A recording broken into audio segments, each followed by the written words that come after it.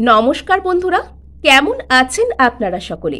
আশা করছি সবাই ভালো আছেন, সুখে আছেন, নিজের নিজের জায়গায় ভালোই করছেন।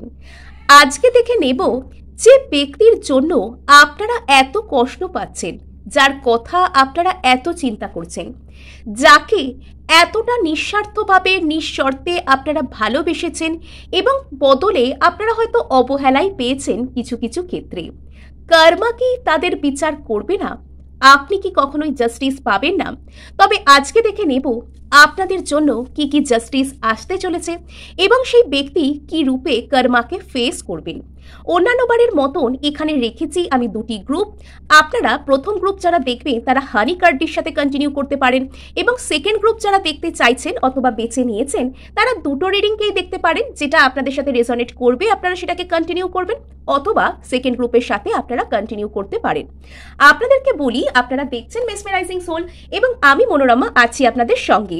যদি personal tarot reading, manifestation, consultation আপনারা আমার সাথে করতে চান তবে স্ক্রিনে দেওয়া নাম্বারে অবশ্যই হোয়াটসঅ্যাপ করে ডিটেলে জানতে পারেন। তো চলুন ফার্স্টেই হানি রিড কার্ডের সাথে আমি রিডিং এখানে শুরু করছি। আচ্ছা, তো যারা এই কার্ডটিকে বেছে নিয়েছেন তারা না সামনের মানুষটাকে উজাড় করে ভালোবেসেছেন। নিজের অন্তরের সমস্ত শুদ্ধতাটুকু, সমস্ত মধুটুকু দিয়ে আপনারা তাকে ভালোবেসেছেন এবং হয়তো আপনার অন্তর্মন জানতো যে সে আপনাকে কষ্ট দিচ্ছে। আপনার অন্তর্মন এটাও জানতো যে আপনি নিঃস্বার্থভাবে ভালোবাসছেন, সামনের মানুষটা হয়তো ততটা নিঃস্বার্থ নয়, কিন্তু তবুও আপনি আপনার মনের মধ্যে তার জন্য যে ইমোশন রয়েছে সেটা দিয়ে একরকম সবকিছু দেখেও না দেখা করে দিতেন।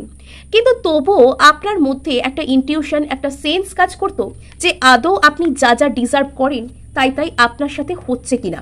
তবে আপনি তো এখানে বেঁচে গেছেন, আপনার তো গ্রোথ শুরু হয়ে গিয়েছে, কিন্তু সামনের ব্যক্তি যিনি আপনাকে এত কষ্ট দিলেন তার জীবন থেকে না শ্রী হারিয়ে যাচ্ছে।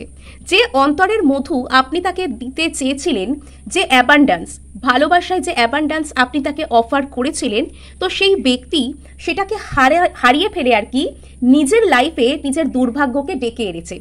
অ্যাকচুয়ালি কি জানেন, ঈশ্বর যখন আমাদেরকে কোনো একটা দিক থেকে কিছু দিতে চায়, সেটা ভালোবাসা হতে পারে, টাকা পয়সা হতে পারে, সুস্বাস্থ্য হতে পারে, যা কিছু হতে পারে, যখন কোনো কিছু আমাদেরকে দিতে চায় এবং কোনো মানুষ নিঃস্বার্থভাবে নিঃশর্তে আমাদেরকে সেগুলো দেয়, তখন আমাদেরকে ঈশ্বর একটা আশীর্বাদ দেয়।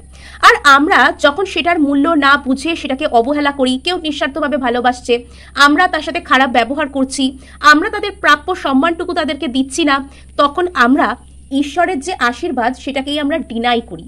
আমরা ঈশ্বরের দেওয়া কোনো ভালো জিনিসকে যখন অস্বীকার করি তখন ঈশ্বর আমাদের লাইফে ভালো কিছু দেওয়া বন্ধ করে দেয়।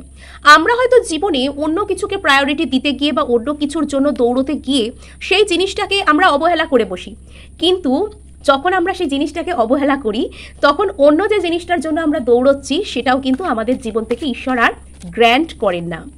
আচ্ছা, তো সব থেকে বড় কথা, ওই ব্যক্তির জীবনে যার জন্য আপনি দেখছেন, আপনি যতক্ষণ তাকে ভালোবাসছিলেন, যতক্ষণ তাকে এই অন্তরের মধু, প্রেমরূপ ঐশ্বর্য তাকে দান করছিলেন, ততক্ষণ তার জীবনটা পরিপূর্ণ ছিল। সে কিছু বুঝতেই পারছিল না যে তার জীবনে অভাববোধ কাকে বলে।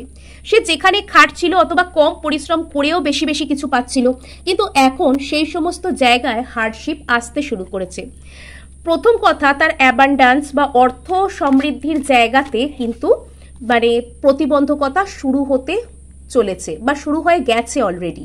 ইয়েস, কোনো রকম কোনো ফিনান্সিয়াল লস, কোনো বিট্রেয়াল, কেউ ওনাকে বিট্রে করা, এই ধরনের ঘটনা ওনার জীবনে ঘটতে শুরু করেছে।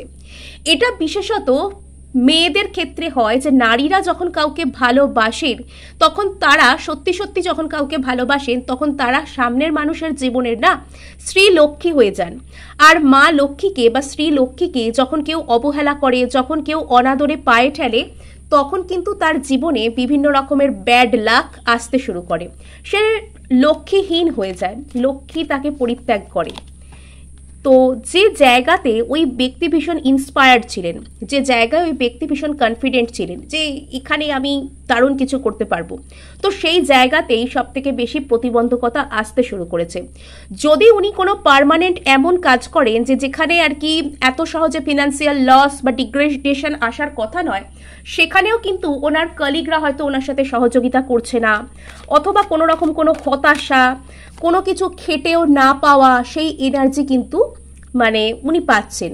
ইয়েস, আপনি ওনার জীবনে এমপ্রেস ছিলেন, এটা মানে আপনি ওনার ডিভাইন কাউন্টার পার্ট ছিলেন, আপনি ওনার জীবনে শ্রী লক্ষ্মী ছিলেন। তো সেই লক্ষ্মীকে সে পায়ে ঠেলে দিয়েছে, আর এখন সে শুধুমাত্র এই আশাতেই বাঁচছে যে একদিন তার সাথে সবকিছু ঠিকঠাক হবে, যা কিছু সে হারিয়েছে এই সবকিছু ঠিকঠাক হবে।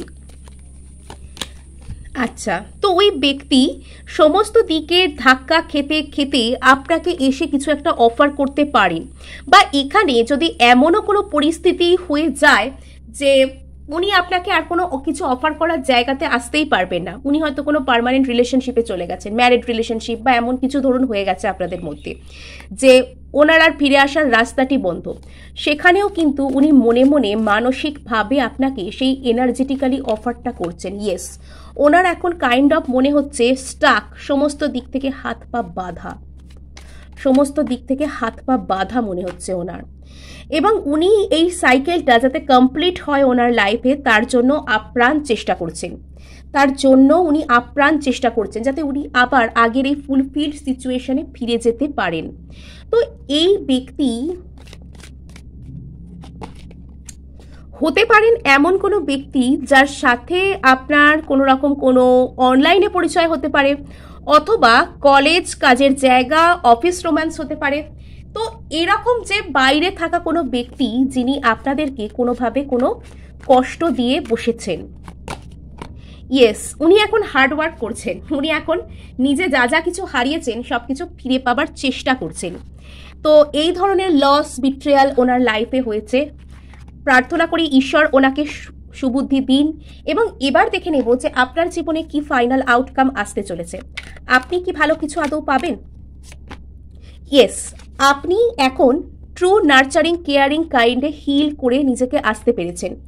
আপনি কিন্তু এখন ফিনান্সিয়াল জায়গাটা আপনার ভালো হতে চলেছে, বা আপনি এমন কিছু করবেন যাতে আপনার ফিনান্সিয়াল সেক্টরটা ভালো হয়। লস, গ্রিফ আপনার মধ্যেও আছে, কিন্তু তবুও সেটাকে ওভারকাম করার জন্য আপনি এখন অ্যাম্বিশাস হচ্ছেন, আপনি এখন নিজের উপর কাজ করতে শিখছেন, নিজের জন্য স্ট্যান্ড নিতে শিখছেন। আপনি এবার নিজের অর্থনৈতিক বলুন, মননশীলতা বলুন, সমস্ত দিক থেকেই কিন্তু এবার আপনি নিজেকে উন্নত করবেন। আচ্ছা, যারা সেকেন্ড গ্রুপ চুজ করেছেন তাদের রিডিংও আমি শুরু করে দিচ্ছি। দ্য সান গড, এই কার্ডটা যারা চুজ করেছেন, তো আমি দেখতে পাচ্ছি যে এই সম্পর্কে যাওয়ার আগে আপনি এককালে ভীষণ ভালো একজন প্রোভাইডার ছিলেন, বা এখনও রয়েছেন। আপনি ফিনান্সিয়ালি স্টেবল ব্যক্তি, আপনি নিজের কেরিয়ারকে প্রায়োরিটি দিতেন, কিন্তু ওই ব্যক্তির জন্য আপনি নিজের ফিনান্সিয়াল সেক্টরে বেশ কিছু স্যাক্রিফাইস করেছেন, বা তাকে কিছু প্রোভাইড করেছেন। আর এখন এই মুহূর্তে সেই ব্যক্তিকে প্রোভাইড করতে করতে আপনার এখন আর নিজের কাজকর্মে মন লাগে না, আপনি এখন আর নিজের জন্য সেই কারেজকে পান না। আর সেই ব্যক্তির দেখি কি হতে চলেছে তার লাইফে। আচ্ছা, তো যদি সেই ব্যক্তি আপনার আর অন্য কারুর মধ্যে কাউকে বেছে নেবার চেষ্টা করছিলেন, তো সেই জায়গায় যেখানে উনি যে অপশানের দিকে যাবার চেষ্টা করছেন, তো সেখানে একটা কোনো সেটব্যাক উনি ফেস করেছেন। আর সেই জায়গা থেকে হয়তো ওনাকে কেউ আঘাত করেছে, কেউ রিজেক্ট করেছে, অথবা আপনাকে ছেড়ে যদি উনি কোনো কেরিয়ার প্ল্যানও বানিয়ে থাকেন, তো সেই জায়গায় ডিলে চলছে, সেই জায়গায় ঝামেলা চলছে। ইয়েস, তো উনি সর্বদা আর কি ইমোশন দিয়ে কোনো কিছুকে বোঝার চেষ্টা করতেন না, উনি সর্বদা নিজের যুক্তি, বুদ্ধি এইসবের উপর অগাধ ভরসা ছিল ওনার। এবং এই যে আপনি ওনাকে প্রোভাইড করতেন ইমোশনালি, ফিনান্সিয়ালি বা অন্য কোনো সুযোগ সুবিধার দিক থেকে, উনি এই সব কিছুকে আপনার বোকামি বলে মনে করতেন। উনি হয়তো ভাবতেন যে এই মানুষটা ওভার ইমোশনাল, বোকা, এরকম টাইপের কোনো কিছু কিন্তু আপনাকে মনে করতো। আর আপনি ওনার প্রতি ভীষণ প্যাশনেট ছিলেন, কখনো কখনো ইম্পালসিভ হয়ে ওনার দিকে কোনো স্ট্যান্ড নিয়েছেন, এবং সেখানেও আপনাকে এমনভাবে টার্ন ডাউন করা হয়েছে যে আপনার নিজেকে খুব বোকা বোকা বলে মনে হয়েছে। আসলে কি জানেন, যে সমস্ত মানুষেরা অন্যের কাছ থেকে কোনো রকম কোনো কিছু নেয়, মানে সাপোজ আপনি হয়তো ভালোবেসেই তাকে কোনো কিছু প্রোভাইড করছেন, তিনি সেটা নিচ্ছেন কিন্তু নিয়ে অকৃতজ্ঞের মতন আচরণ করছেন, তো সেখানে না তার এনার্জির উপর বিশাল এফেক্ট করে। তো তার জীবন থেকে এত কার্মিক ডেপ্ট তৈরি হয়ে যায় তার মধ্যে যে সে লাইফে আর ভালো কোনো কিছুকে অ্যাকসেপ্ট করার জায়গাতেই থাকে না। এবং যখনই আপনি কারোর থেকে কোনো কিছু ফ্রিতে নেবেন বা ফ্রিতে চাইবেন, আপনি কিন্তু সেই ব্যক্তি, সেই সামনের ব্যক্তির কর্মাকে শেয়ার করবেন এবং এতে আপনার কার্মিক ডেপ্ট কিন্তু তৈরি হবে। আর সেটা আপনার মধ্যে দিয়ে কখন কীরকমভাবে বেরোবে বা কখন কোন লস হবে আপনি কিন্তু ভাবতেও পারবেন না। তাই চেষ্টা করবেন কাউকে কোনো কিছু ফ্রি কোনো কিছু পাবার জন্য অনুরোধ না করার। আপনি যদি কোনো মন্দিরে ভান্ডারা দেওয়া হচ্ছে সেখানে গিয়েও খাবার দাবার খান, তো সেখানে চাইবেন সাধ্য মতন কিছু চাঁদা দিয়ে আসতে, বা কোথাও রাস্তার ধারে খাওয়ানো হচ্ছে, অনেকেই আমরা খাই বা অনেকে খেয়ে থাকেন, তো সেখানেও আপনি চেষ্টা করবেন অন্তত 1 টাকা 2 টাকা হলেও কিছু দিয়ে আসবার। কেননা যিনি খাওয়াচ্ছেন বা যে উদ্দেশ্যে আপনাকে খাওয়ানো হচ্ছে, তো সেখানে যে সমস্ত মানুষরা সিরিয়াসলি কন্ট্রিবিউট করেছেন, হয় শ্রম নয় সময় নয় সাধ্য কিছু কন্ট্রিবিউট করেছেন, এখানে তাদের কার্মিক ডেপ্ট কিন্তু ক্লিয়ার হচ্ছে আর আপনার কার্মিক ডেপ্ট এখান থেকে ক্রিয়েট হচ্ছে। তো ওই ব্যক্তির সাথেও এরকমই কিন্তু পরিস্থিতি চলছে। উনি এখন খুব লোনলি ফিল করছেন। উনি এবার বুঝতে পারছেন যে ওনার ক্ষেত্রে যে লসটা সেটা কিন্তু দুদিক থেকেই হয়েছে।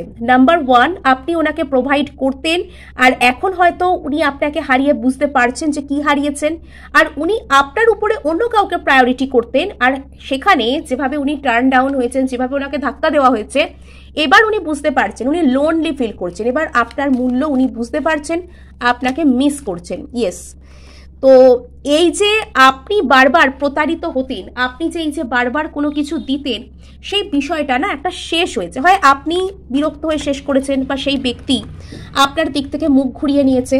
তো এখানে আমি আপনাদের মধ্যে বারবার এখানে একটা ডিভাইন কাউন্টার পার্টের এনার্জি আসছে। এখানে কিন্তু বারবার আমি টুইন ফ্লেম সম্পর্ক অথবা হায়ার লেভেল অফ সোলমেট, খুব ডিভাইনলি গাইডেড একটা সম্পর্কের যে এনার্জি সেটা আমি পাচ্ছি।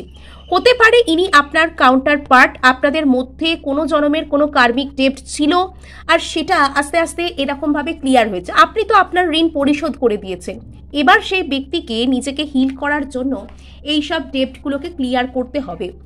তো চোখের জল ফেলালে চোখের জল ফেলতে হয়, কারোর অর্থ সম্পদ নাশ করালে সেখানেও সেটা ফিরে আসে। তো এগুলো কিন্তু স্বাভাবিক ব্যাপার। ইয়েস, তো ওই ব্যক্তি এখন নতুন নতুন আইডিয়া নিজের মনের মধ্যে আনার চেষ্টা করছেন কি করে আপনাকে কমিউনিকেট করা যায়।